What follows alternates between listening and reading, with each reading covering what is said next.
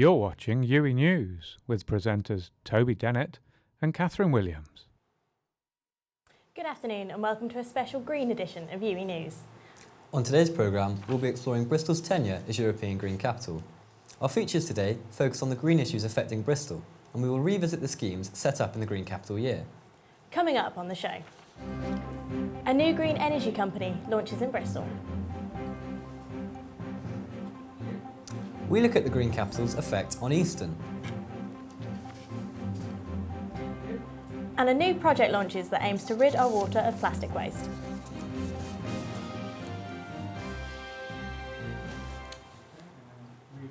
Today saw the launch of Bristol Energy, a new company who claim they will champion local renewable energy and social equality in Bristol. But will they be able to live up to this promise? Our reporter, Martin White, investigates. Bristol Energy will champion community-generated renewables and help them thrive. We are about people helping people.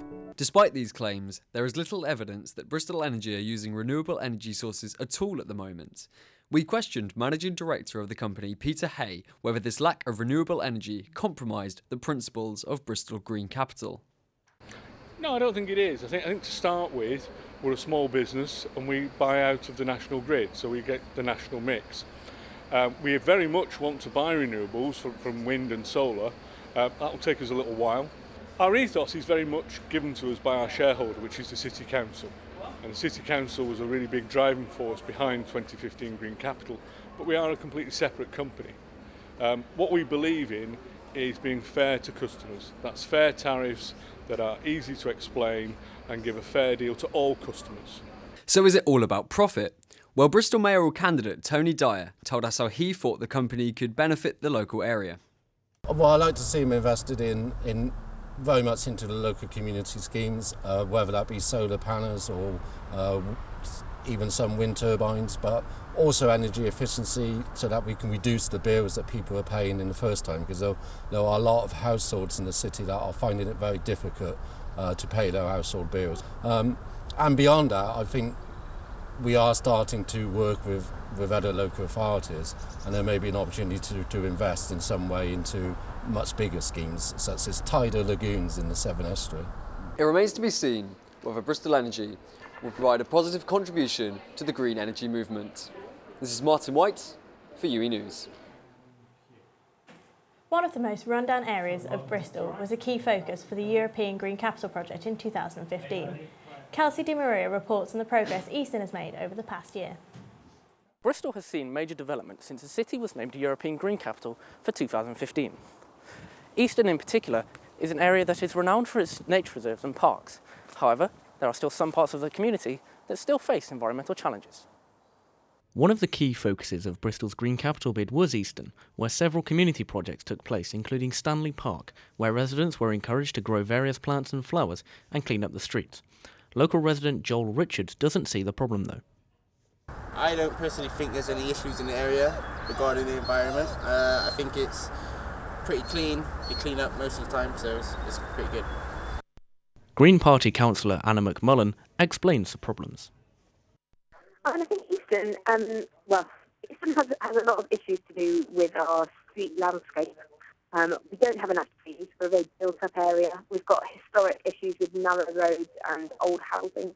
And actually, there's a lot of stuff that we could do and have to take the confidence to do to try and retroactively look at the way that our streets are laid out and try to put in greenery and green tunnels and green spaces. And I think that the cuts to Bristol's budgets are going to affect all of the non-essential services that Bristol has to deliver. So there are certain duties that we have as a council to making sure that we look after the most vulnerable in our city. We provide support for children and families. With all the time and effort spent on helping this part of the city to flourish, has Easton really blossomed in the wake of European Green Capital 2015? This is Kelsey Di Maria reporting for UWE News. Bristol's green theme is still very much active in Bristol city centre, and aquaponics are on the menu. If you don't know what those are, our reporter Ben Buckley is on hand to tell us more. I'm here at the Phoenix Cafe in the centre of Bristol, where this high-tech aquaponics system behind me is using these fish and these plants to not only create some delicious meals, but also make Bristol greener along the way.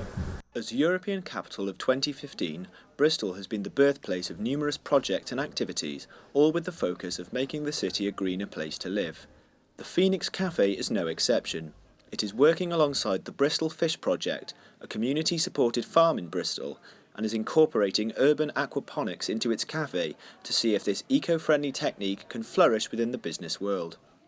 Aquaponics revolves around sustainability, utilising food that would otherwise go to waste and providing the people of Bristol with delicious vegetables which cause almost no harm to the planet. I spoke to Peter Maller from the Phoenix Cafe, who helped provide an insight into the world of aquaponics. This is one of Bristol's largest aquaponics centres.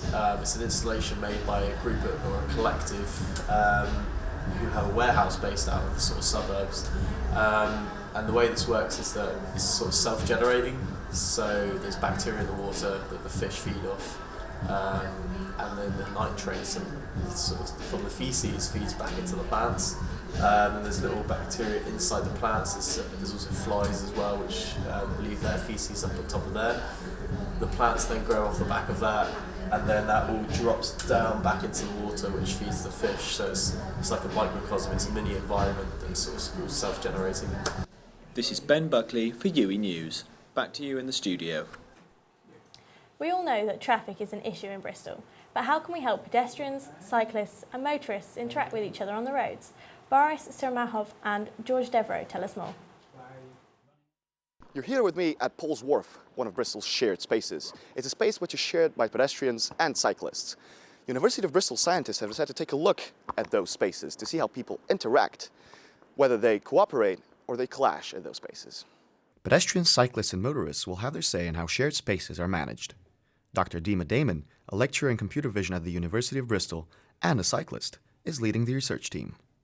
So the first step is to be able to understand which shared spaces work and which shared spaces have an issue. And while we had our own individual opinions, we thought we shouldn't start with that. We should start with what people actually think.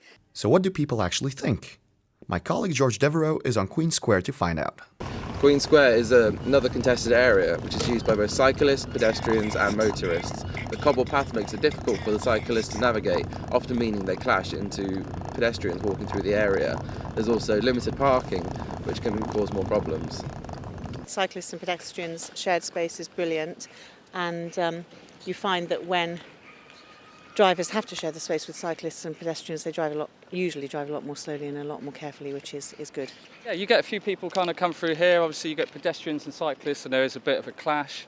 But the main bit is around the corner really, because people obviously there's no split in the road, so pedestrians are not sure if they're on the left, if they're on the right, and cyclists the same. One of the main things is on the floor, it's only got cyclist signs, so obviously pedestrians don't always see that and a lot of cyclists don't always see that, so yeah, it does need sorting out in a way. I think they need a lane, yeah, because they do knock into you and they're not bothered first thing in the morning. No. So some of them are quite rude, really, if you sort of like. These are just a few suggestions from Bristol citizens, but how will the project be run? So we started the social media campaign yesterday, and until now we're really happy with the response. Some shared spaces are stressful for people. Sharing space is something that, of course, is useful because you can then use the same space for multiple types of moving vehicles. We did talk to lots of people, like, for example, disabled people. They're saying, we don't feel that this space is for us. I have to admit that we're learning a lot from what people are saying, and everybody has their own personal experience. But this is a step one in a big project that we hope will continue. While the project runs, people should still take care in shared spaces. What you can see behind me is Bristol Grammar School, and this is a classic example of a heavily congested shared space. On a daily basis, parents drop off their kids at this school and they pick them up afterwards. There's also double-deckers and buses coming in. And this right there, this is Tyndall Avenue. It also gets heavily populated mainly by students coming into university every day. Now, there's been talks by Bristol Uni that they want to pedestrianize the area, but we will see how that goes. This is Boris Sirmahov for UWE News. City to Sea is a Bristol campaign aiming to reduce the amount of plastic waste flowing into the Severn Estuary from the city. Zach Reed spoke to the founder, Natalie Fee, to find out more. City to Sea is a Bristol-based collaboration of local organisations working on the city's response to plastic marine litter. Their current ongoing project, the Lent Plastic Challenge, asks Bristolians to join them in trying to give up single-use plastics for the 40 days between Wednesday the 10th of February and Sunday the 27th of March. We spoke to Natalie Fee, the founder of City to Sea. What would you like to see result from the Plastic Lent Challenge? I'd like to see Bristol's riverbanks covered in flowers and sticks and mud and the usual things that should be there, rather than plastic bottles and wrappers and all kinds of stuff that ends up down there. But at the end of the Lent Plastic Challenge, realistically, I mean, even if we had 40 people who had converted and carried on living with less single-use plastics in their lives, I think that would have been a result. But I think we're going to have a whole lot more than that.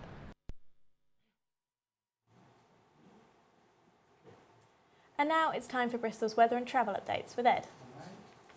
Thanks guys. Well, it was a chilly start to the morning. We had this lovely photo sent in from Adam Gray of the frost at Clifton Suspension Bridge. Great photo, Adam. But whilst it has been clear skies and frosty conditions, that is set to change as cloud sets in this evening, bringing with it a rise in temperature between 5 and 7 degrees. This cloud will bring spouts of rain later this evening and on into Wednesday, carrying with it a chance of sleet in the early hours. Unfortunately, the showers will persist throughout the day, but Thursday will see some sunny spells with the return of the cold, as temperatures are expected to plummet to minus numbers on Thursday night. Luckily though, we're heading for warmer conditions at the start of the weekend, with temperatures peaking at 8 degrees on Friday. However, this cloudy Friday is likely to turn into a showery Saturday, so wherever you are, make sure you've packed your Mac. Now, here's a look at the travel situation in the Bristol area. All in all, there are very few travel issues in the city. However, an accident on Manor Road in Fish Ponds has slowed the traffic, while St Paul's Roundabout has been experiencing heavy congestion along with the bottom of Park Street in the College Green area, with heavy traffic flowing both ways. That's all from me. Back to the guys in the studio. As Bristol has officially handed over the title of European Green Capital to Ljubljana, the capital of Slovenia, our reporter Fraser Andrews asked Bristolians what they thought of the initiative. With Bristol's reign as Green Capital in 2015 coming to a close, we asked the public how successful it was and whether it really has made a change in the area. Well, we didn't actually know anything about it, didn't know what it was, didn't know that Bristol was trying to be a greener city. Oh, I think it's been super successful. Like it's good that Bristol's got like a name for it on like a worldwide scale, you know, known as a European Green Capital. So, yeah, I think it brings like lots of visitors to the area and puts Bristol on the map a bit. Well, to be honest with you, I don't really know too much about it. Obviously seen it on a lot of the buses and stuff, but yeah, didn't really know anything about it until I saw the advertisement for it. Despite some members of the public questioning the campaign's effectiveness, others felt that installations such as the energy tree and an art piece on Parrow's Bridge entitled Fog Bridge did have a positive impact on raising awareness of the green message. Yeah, it's something different. Like I know the kids loved it and it was exciting for them, and yeah, I suppose it raises awareness and stuff for the visitors and locals. So super successful. Despite the mixed opinions, some members of the public still believe that upholding the campaign's green message remains pivotal. Yeah, I think it is definitely a good idea, and we should be promoting, you know, more green areas and things. It remains to be seen what the lasting effects of Bristol Green Capital 2015 will be, but its effectiveness in promoting a greener society is uncertain. Fraser Andrews, UWE News. And that's all we have time for today. We hope you enjoyed our green-themed special. Have a good evening.